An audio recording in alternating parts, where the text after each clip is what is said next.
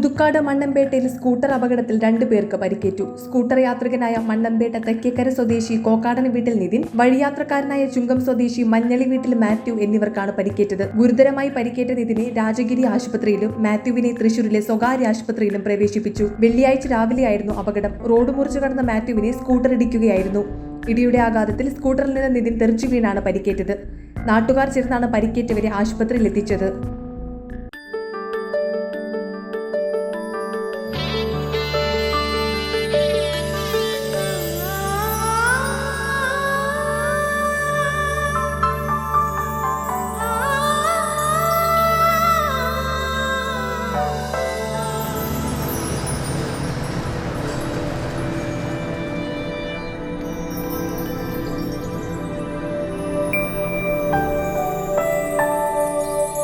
നിങ്ങളുടെ അധ്വാനത്തിന് സത്യമുണ്ട്.